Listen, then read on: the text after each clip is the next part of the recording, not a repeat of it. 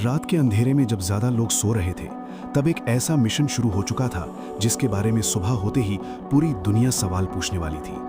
26 फरवरी 2019। क्या सच में Indian air force ने पाकिस्तान के अंदर घुसकर एक सर्जिकल प्रिसिजन स्ट्राइक की थी, या फिर कहानी कुछ और थी? ये कहानी है हिम्मत, स्ट्रैटेजी और उन सवालों की जो आज तक क्लियर नहीं हो पाए। सीन 1, पुलवामा के बाद का गुस्सा।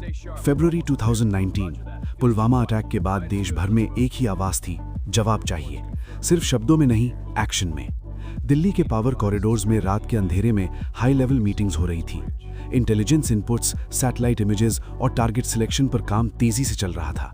एक नाम बार बार सामने आ रहा था, बालाकोट। सीन 2, मिशन की तैयारी। इंडियन एयरफोर्स के टॉप पायलट्स को एक ऐसा टास्क दिया गया जिसमें एक छोटी सी गलती भी इंटरनेशनल क्राइसिस बन सकती थी। मिराज 2000 फाइटर जेट्स को सिलेक्ट किया गया। उन पर लगाए गए स्पाइस 2000 प्रिसिजन गाइडेड बॉम्ब्स। हर पायलट को एग्जैक्ट कोऑर्डिनेट्स याद कराए गए।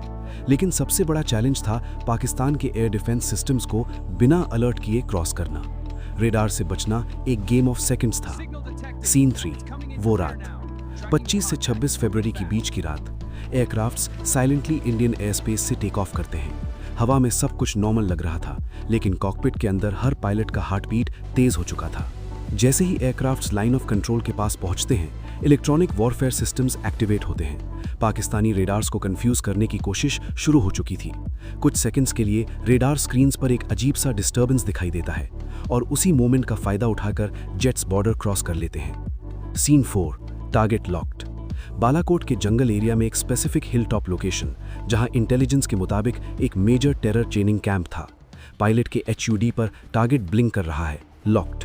एक बटन प्रेस होता है और स्पाइस 2000 बॉम्ब्स हवा को चीरते हुए अपने टारगेट की तरफ बढ़ने लगते हैं। ये कोई नॉर्मल बॉम्ब्स नहीं थे, ये GPS guided bunker buster class weapons थे जो सीधा स्ट्रक्चर के अंदर पेनिट्रेट कर सकते थे। कुछ सेकंड्स के बाद एक साइलेंट फ्लैश और फिर डार्कनेस वापस। सीन 5, वापस घर। स्ट्राइक के तुरंत बाद जेट्स रिवर्स कोर्स लेते हैं, लेकिन अब तक पाकिस्तान अलर्ट हो चुका था। उनके radar system suddenly multiple tracks detect करते हैं। स्क्रैम्बल ऑर्डर्स दिए जाते हैं। पाकिस्तानी फाइटर जेट्स हवा में उठ चुके थे, लेकिन तब तक Indian jets almost safe zone में पहुंच चुके थे। एक मिशन जो सिर्फ कुछ मिनट्स का था, लेकिन उसका इम्पैक्ट सालों तक डिस्कस होने वाला था। सीन 6, सुबह के सवाल। सुबह होते ही इंडिया ऑफिशियली अनाउंस करता है कि बालाकोट में एक सक्सेसफुल स्ट्राइक हुई है, जहां मल्टीपल टेरर कैंप्स डिस्ट्रॉय हुए। लेकिन पाकिस्तान का स्टेटमेंट बिल्कुल अलग था। उन्होंने कहा सिर्फ कुछ बॉम्ब्स गिराए गए, कोई सिग्निफिकेंट डैमेज नहीं हुआ। यहीं से शुरू होता है सबसे बड़ा मिस्ट्री। सच क्या था? Scene 7, radar versus reality. Indian side के हिसाब से रेडार लॉग्स और मिशन डेटा क्लियरली शो करते थे कि जेट्स ने टारगेट हिट किया, लेकिन पाकिस्तान के रेडार रिपोर्ट्स और ग्राउंड इमेजेस में कोई मेजर डिस्ट्रक्शन विजिबल नहीं था। सैटेलाइट इमेजेस भी मिक्स सिग्नल्स दे रहे थे। कुछ एनालिस्ट्स कहते हैं कि स्ट्रक्चर्स इंटैक्ट दिख रहे थे, जबकि कुछ कहते हैं कि कैमोफ्लाज और टेरेन ने डैमेज को हाइड कर दिया। क्या बॉम्ब्स अपने एग्जैक्ट टारगेट पर लगे, या फिर लास्ट मोमेंट पर कोऑर्डिनेट शिफ्ट हो गए?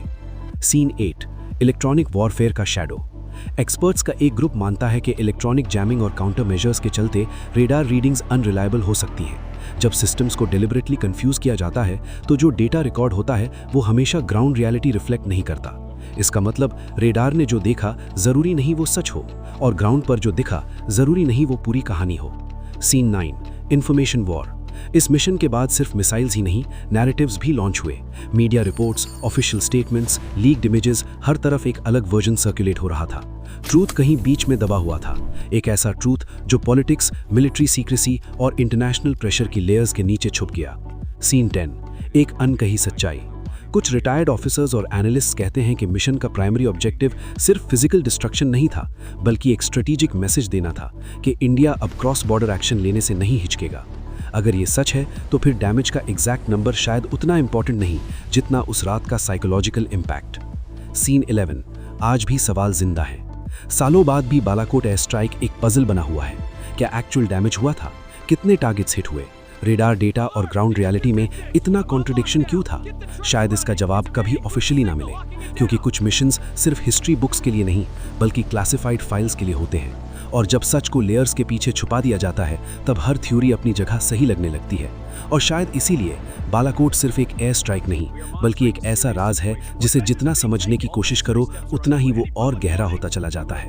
और आज भी उस रात के अंधेरे में गिरते हुए बॉम्ब से ज़्यादा तेज एक सवाल गूंजता है, क्या हमने जो सुना वही सच था या सच अभी भी कहीं हवा में उड़ रहा है?